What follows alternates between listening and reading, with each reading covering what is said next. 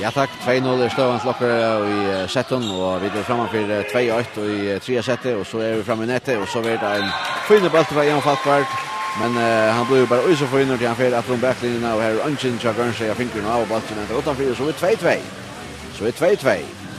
Det er Gørnsjø som er servene.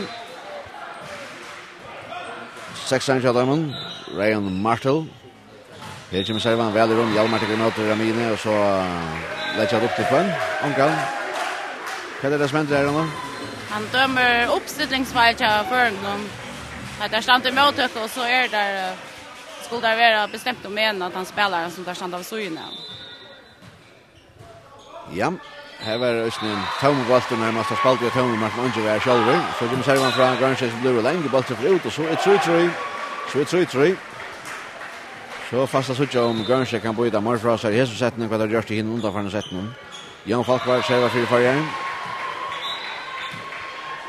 Og han hever den rolige servo. Han kommer vel i rom. 8-5 meter spiller fram til nettet. Og så røyner Aliskan i rom til fader Østene. Vi får ikke meter. Spiller det så inn. Høgde videre og høgde til. Men han reker i nettet. Balten som omgatt i rom. Og Gørnsjø framom. 4-3.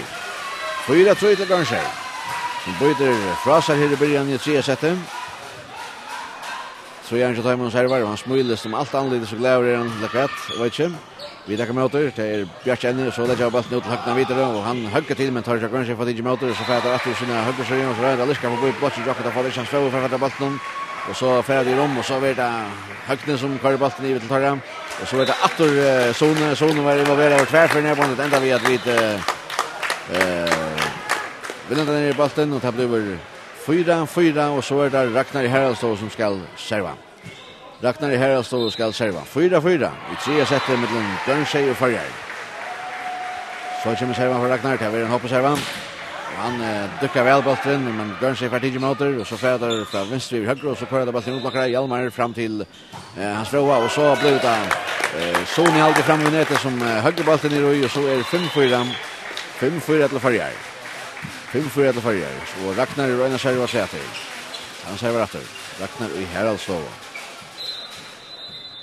Maur med touchdownen av förska linjen och Lifor Maur för förska linjen. Här kommer så servan från honom. Hon dyker östen väl. Tar för en ny galv. Vi tar motor. Tar finns motor. Kan den bättre att sitta Gørnsjø. Så röjna där högt i utlockar och till Edna Stavman östen och tar få bollen i kroppskin. Ja.